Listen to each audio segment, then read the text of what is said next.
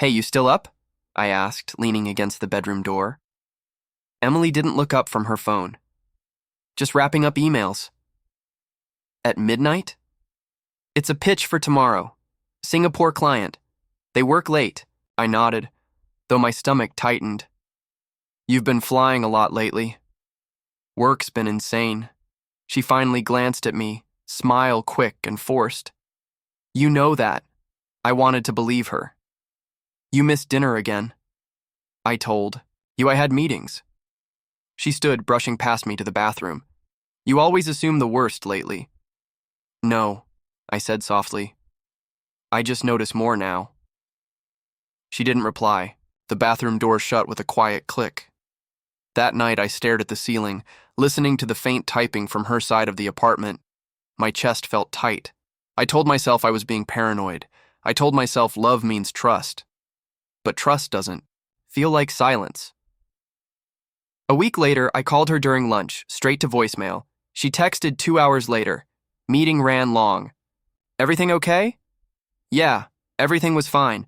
If fine meant empty plates, cold food, and conversations with no one, it kept happening. Canceled dinners, new perfume, locking her phone.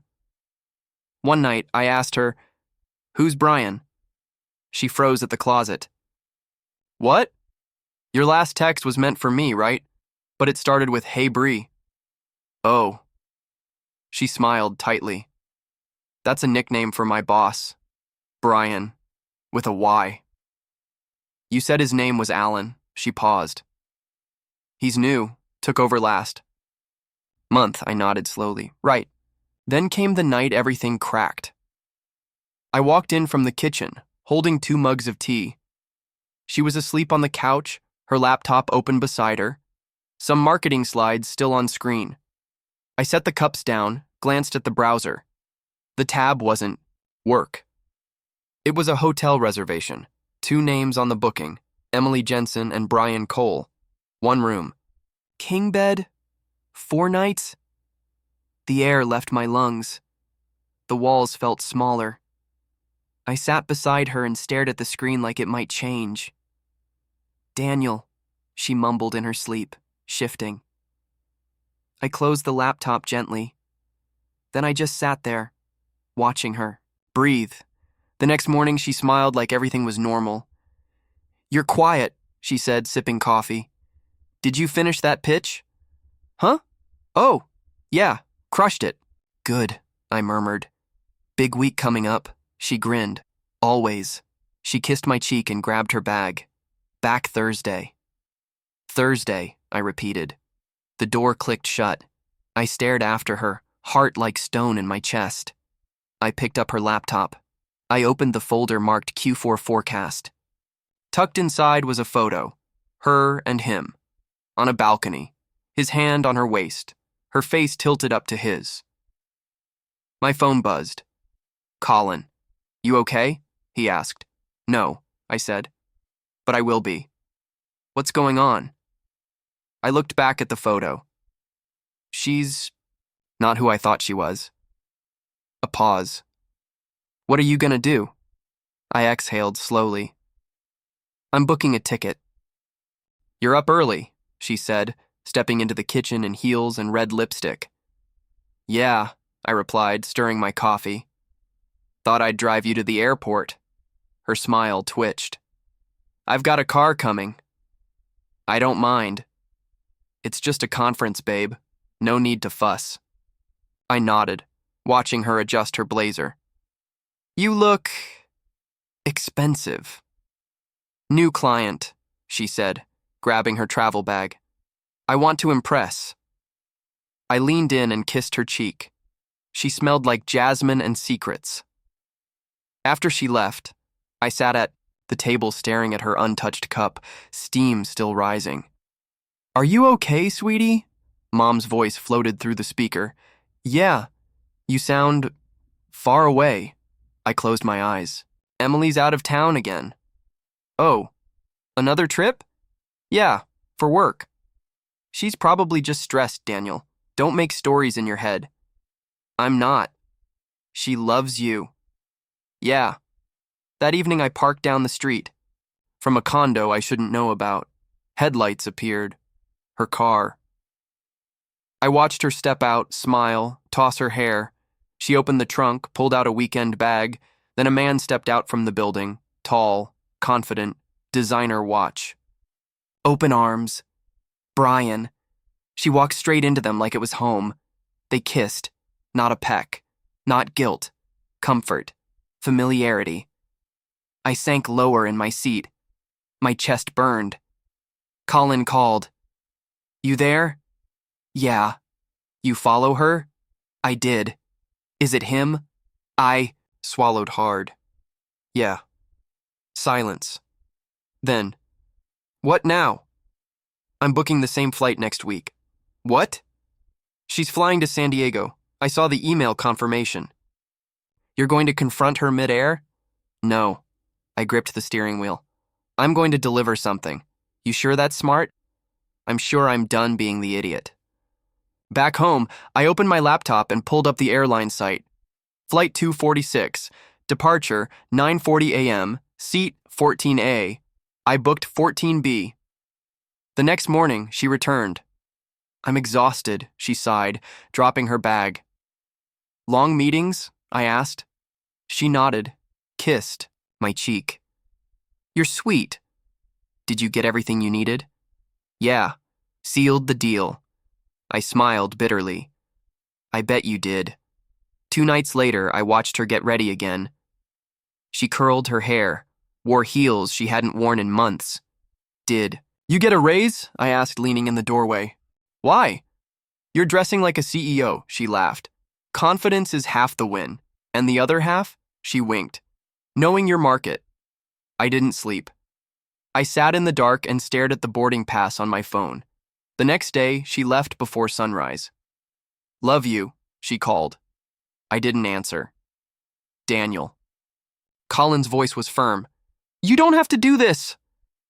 I do. There's other ways. She lied in my bed and kissed him in his. He went quiet. I'm not going to fight. I'm going to end it. That night, I sat on the couch, staring at an old photo, me and her at a beach laughing. It felt like looking at strangers.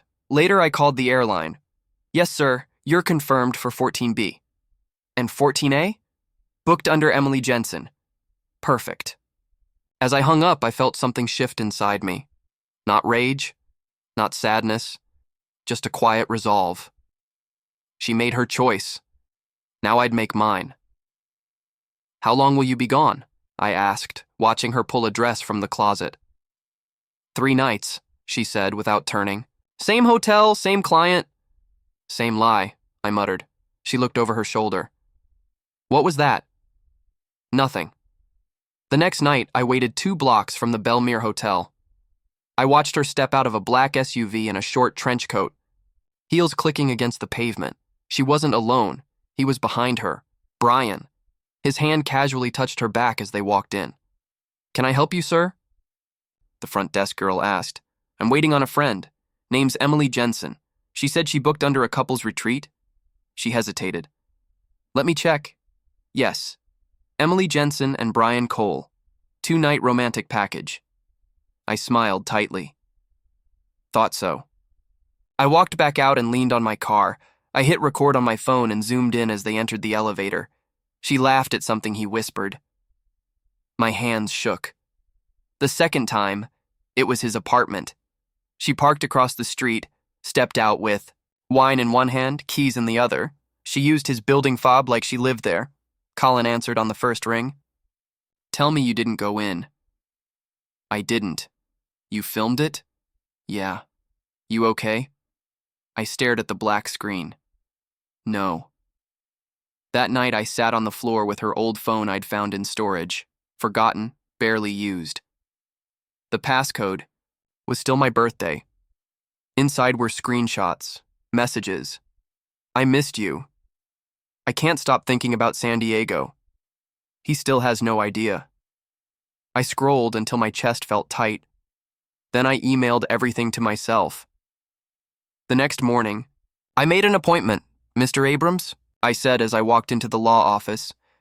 Have a seat, he replied, not looking up. I dropped a manila folder on his desk. He opened it, skimmed through the first few images, then finally looked me in the eye. "She's having an affair," he said flatly. "She's not even hiding it anymore." "Children? No. Joint assets? House, cars, accounts. You want everything split?" "No," I said. "I want closure." He pulled out a thick document and began filling in blanks. "You've been planning this?" "I booked a flight." He paused. "You're confronting her?" "Not a confrontation, just delivery." "Of?" "The truth." He slid over the draft. "Read and sign when ready. I'll have copies prepped before you board." I left the office and drove straight to the Belmere. This time I went inside. The lobby smelled like lavender and lies. A security guard stood by the elevators. "Excuse me," I said. "Has Emily Jensen checked in today?" He frowned. "Yeah, regular guest. Her and that guy. What's his name? Brian something. They stay here often." "Thanks," I murmured. I stepped outside and called the airline. "Hi, I just wanted to confirm my seat." "Name?" "Daniel Reeves, Flight 246. "All right, Mr. Reeves, you're in 14B. And 14A?" She hesitated. "That seat is assigned to Emily Jensen." "Perfect. I'd like to keep that." "Understood." Colin texted, "You sure about this?" I typed, "This is the final act." At home, she smiled as she unpacked her things. "Trip was a mess," she lied. "Flight delays, cold food, horrible Wi-Fi." "Glad you're back," I replied. She kissed my cheek. "You're always so patient with me." I stared into her eyes, wondering if she knew I already knew. Later that night, I opened the divorce packet and read every word. I didn't cry. I didn't break. I just signed. She thought she was flying to paradise with a lie in her pocket. But I'd already packed the truth. "You're really not going to be late this time, huh?" I said, watching her apply lipstick in the mirror. She smirked. "First impressions, babe. The client's important." "He must be." She turned. "They must be." "Right." She wore the red dress, the one she never wore for me anymore. "Heels?" I asked. "At the airport?" Briatech expects polished." I raised an eyebrow. "Briatech?" She blinked. "It's the client." I sipped my coffee and said nothing. "Don't forget to water the succulents," she said, grabbing her suitcase. "They're already dead." She laughed. "Like your humor." She leaned in and kissed my cheek. "Love you." My throat burned. "You too." As soon as the door shut, I grabbed my bag, wallet, envelope. I didn't take a coat. I wouldn't need warmth today. At the airport, I watched from a distance as she passed through security. She was all confidence, phone in hand, boarding pass ready, smile as fake as her vows. "Hi," I said to the gate agent. "Is 14B still confirmed?" "Yes, sir. Right next to 14A. "Perfect." When they called boarding, I waited. I didn't want to be early for this. I wanted to be remembered. She was already seated when I stepped into the aisle. Her head turned at the sound of my bag bumping the seat. Her eyes widened. "Daniel?" I nodded. "Morning." She blinked fast. "What are you doing here?" "Work trip," I said casually, sliding into 14B. "Last minute." Why didn't you tell me?" "Didn't want to make it weird." She stared at me. "This is weird." I buckled in. "You okay?"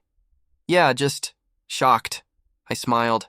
"Yeah, shocks tend to fly faster." She fidgeted. "Where are you staying?" "Not sure. Might switch hotels." "Oh." The silence between us buzzed louder than the engines. When the plane lifted off, she leaned in. "Daniel, is this a coincidence?" "Nope." She swallowed. "You knew?"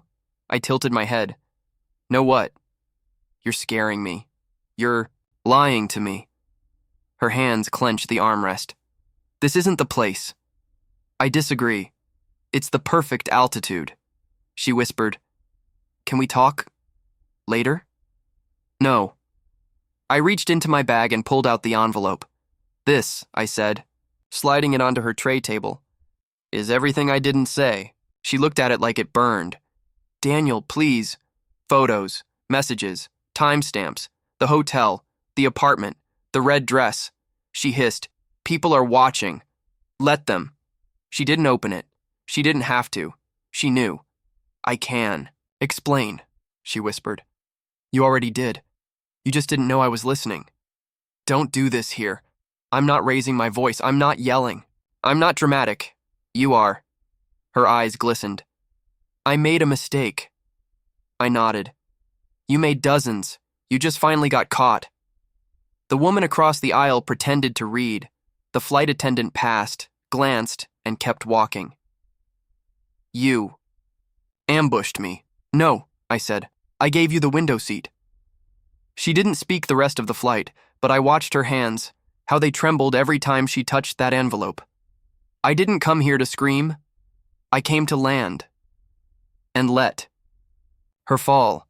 "You're not going to say anything?" she whispered, voice tight.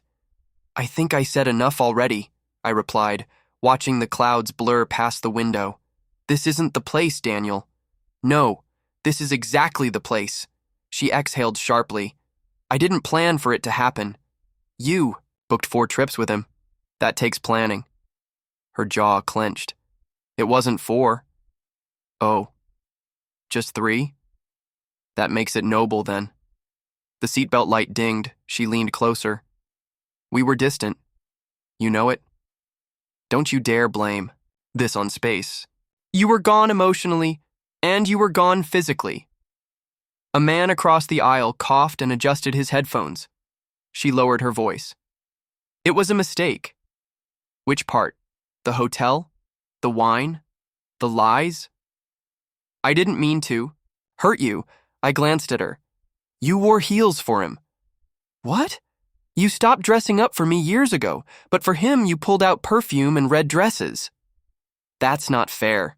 "No, what's not fair is that I was still loving you while you were loving someone else." Her eyes welled. "I thought we were done." "Then why didn't you say it?" "I didn't want to destroy us." "You did destroy us." She touched my arm. I flinched. "Please, don't do this here. Just wait until we land." "No." "People are watching." "They should." She pulled her hand back, trembling. "Daniel, I'm sorry." "I don't want sorry." "Then what do you want?" I reached into my carry-on and slid the envelope onto her tray. Her face paled. "What is this?" "Everything." She opened it slowly. A photo. Us 3 years ago, laughing, whole. Then screenshots, texts, the hotel reservation, the messages to him, the lies. Her hand covered her mouth. Then the divorce papers. "You printed all this." "I built it, night by night." "You had a plan." "No," I said. "I had a breaking point." Her fingers hovered over the signature line. "Daniel, please, let's talk. Let's fix this." "We're 30,000 feet in the air, Emily. You can't fix something once it's crashed." She shook her head. "We're better than this." "We were better. Then you chose him. It wasn't about him." "Then what was it about?" She stared at her knees. "I didn't feel seen." I laughed bitterly. "I looked at you every day like you were my world." "I know." "Then why?" "Because I felt invisible inside your love." "What the hell does that even mean?" She started to cry. Quiet, controlled, like always. I stared straight ahead. "You didn't yell," she said finally. "No." "You didn't insult me." "No." "Why?"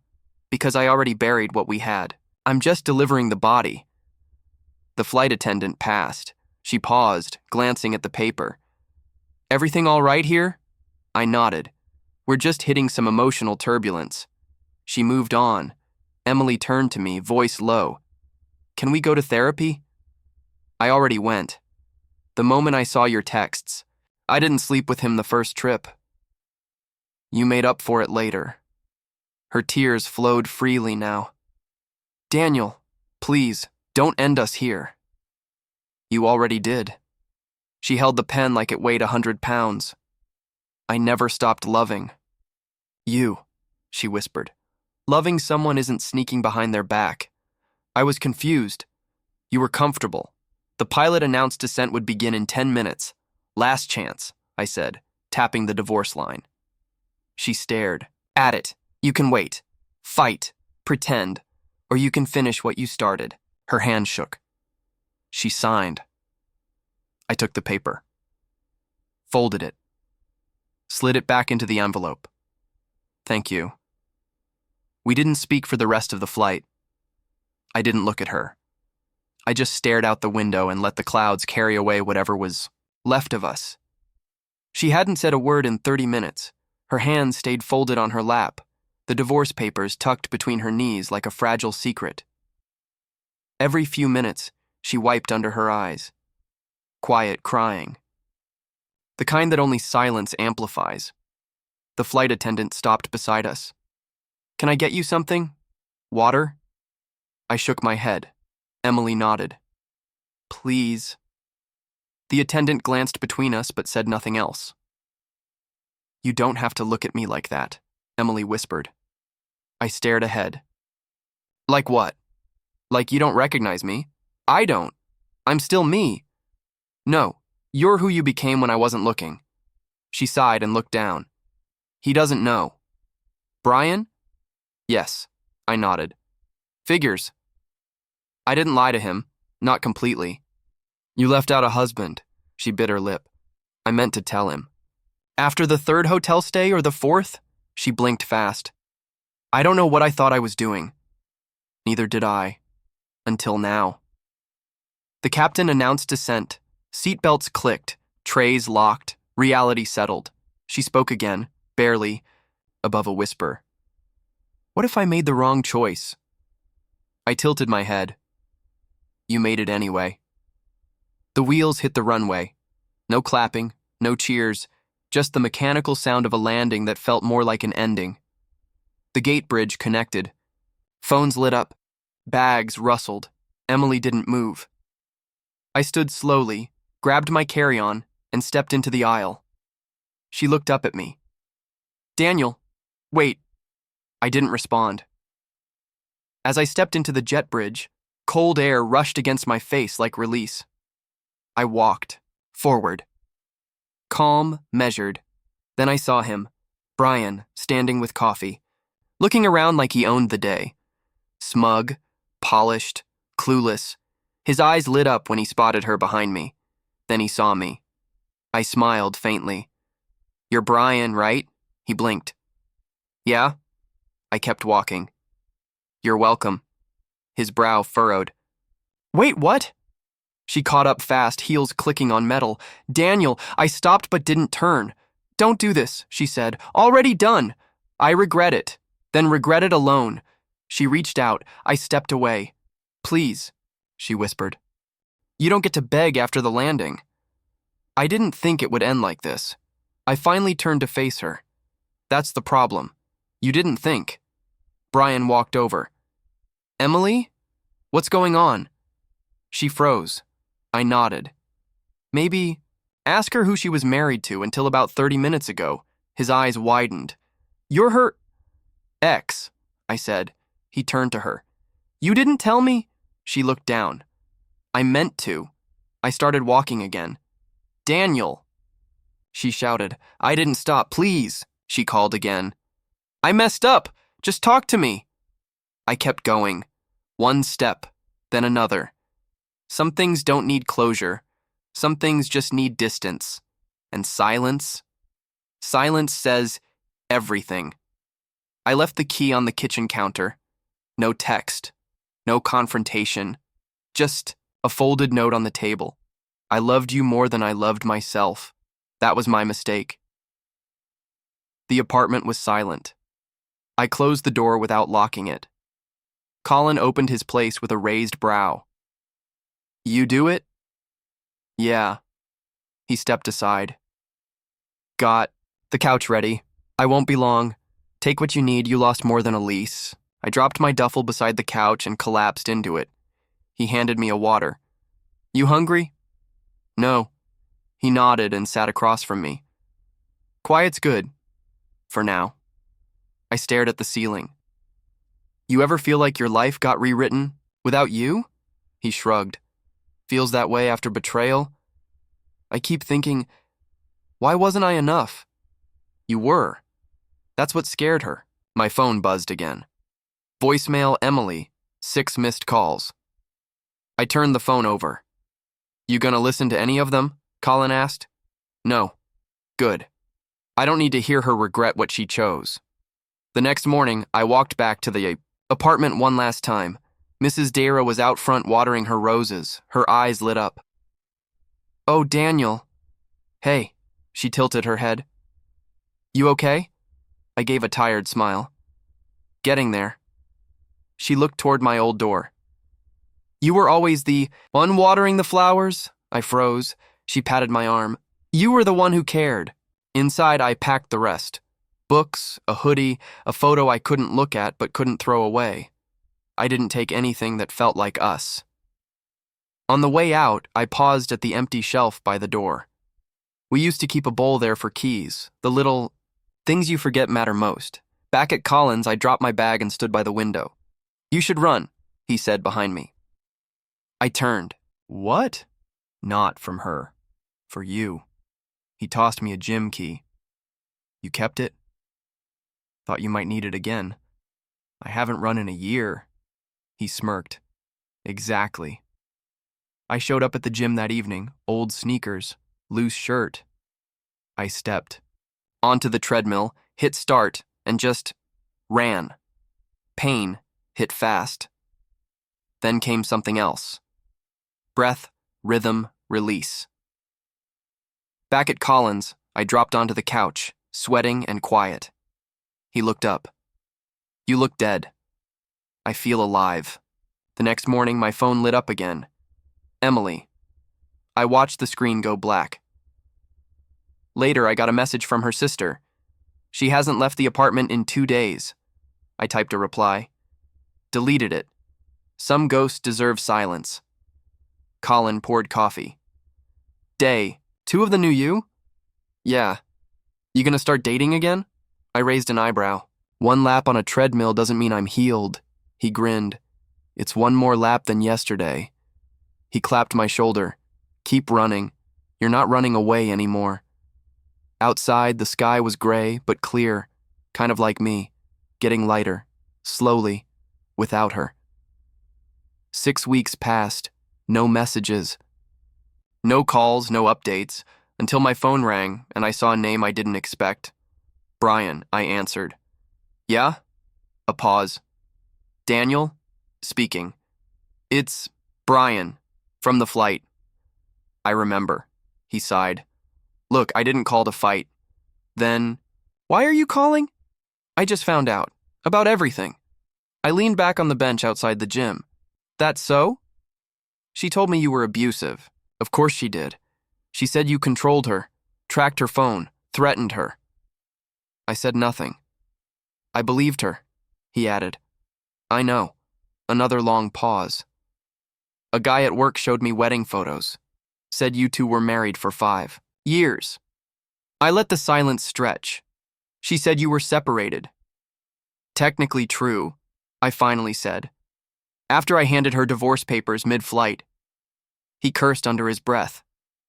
I didn't know. She lied to both of us. She didn't lie, I said. She just edited the truth. He laughed bitterly. Man, I thought I was the upgrade. We all did. She's been spiraling, he said. I didn't respond. She said you humiliated her. Did I? No. You exposed her. I didn't correct him. She told me last night she made a mistake. She did. She said I should forgive her. I waited. I'm not sure if I can. That's between you and your standards. She used us, he muttered. Both of us. You got the charm. I got the paperwork. You were calm, that whole flight. Cold. I wasn't cold. I was done. He went quiet again. I feel stupid, he said. Good. That means you're waking up.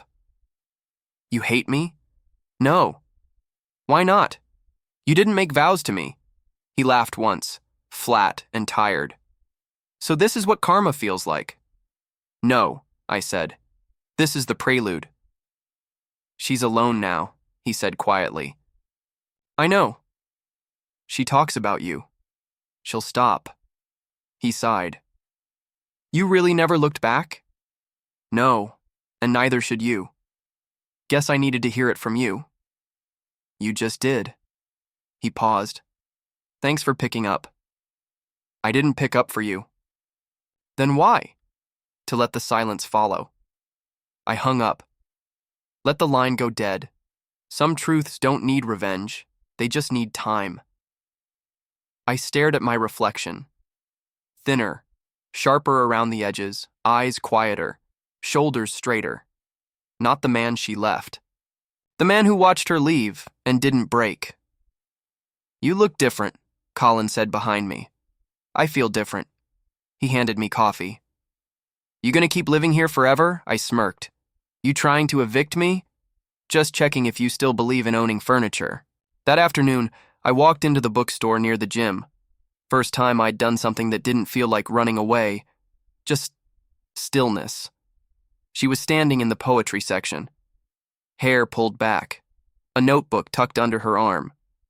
She looked at me, smiled. Do you know anything about heartbreak poems? I raised an eyebrow. Reading them or writing them? Both. I nodded toward the shelf. Pablo Neruda's your guy. Bleeds like a knife. She laughed. I like knives. At least they're honest. Bad breakup? Bad engagement. You? Bad marriage. Oof. Yeah. She reached out. Tessa. Daniel. She tilted her head. You talk like you've lost a lot. I did. You still sound steady. I had to be. She held up a book. Want to help me judge sad lines over coffee? I hesitated. Not a date, she added. Just two slightly broken people pretending they're fine. I smiled. All right. The cafe was quiet. She flipped through the book. Listen to this. I held your memory like a glass shard, tight enough to bleed, too scared to let go.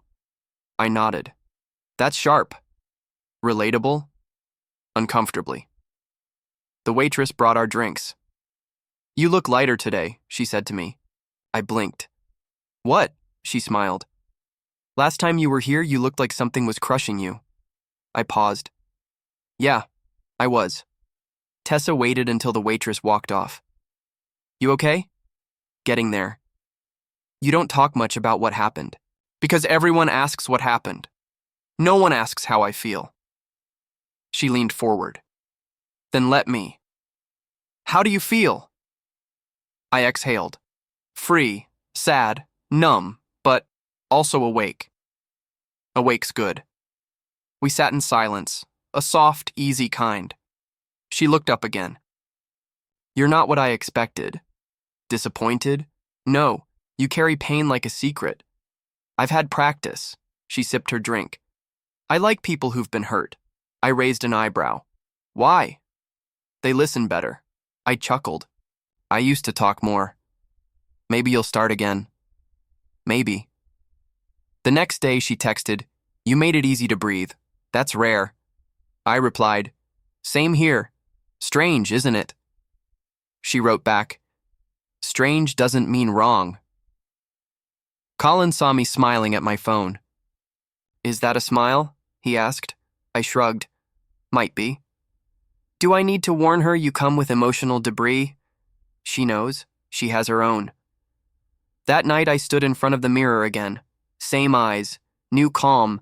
Not healed, but healing. Maybe broken wasn't the end. Maybe it was the start. Do you think she tells people I ambushed her? I asked. Colin raised an eyebrow. You mean the plane thing? Yeah. He set down his coffee. Probably says you humiliated her. I didn't yell. Doesn't matter. People hear what they want. I leaned back on the couch. You think she admits she cheated? Doubt it. She'll spin it. Always does. I stared out the window. I wasn't trying to destroy her. I know. I just wanted her to face it. You did. Tessa texted, Safe flight today. Where to this time? I smiled. Colin glanced at me. You traveling again? Yeah. Tokyo this time. Business? No, just starting something new. At the airport, I walked through security with one bag and one thought. This time, I'm not running from anything. As I waited at the gate, I looked around at the people boarding, some excited, some nervous, all of them unaware of what it feels like when your whole life changes in one seat row. Tessa had asked me once, "Why did you confront her on the plane?" And I said, "Because she couldn't escape at 30,000 feet."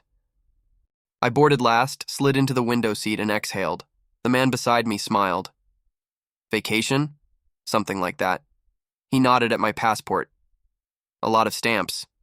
Yeah. Took me a while to fill those. First time flying alone? No. First time flying free.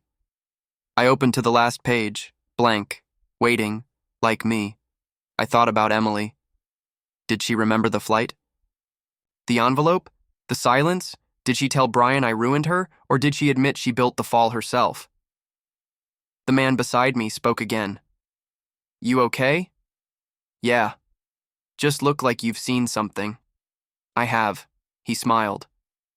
Well, wherever you're going, hope it's better than where you've been. It already is. The pilot's voice came on. I closed my eyes, breathed. Sometimes you need altitude to see the truth. She thought that flight was the end, but for me, it was the beginning. I didn't destroy her, I just handed her the mirror and let her see herself as in. The plane lifted off. I held my passport in both hands. New stamp, new story, one way.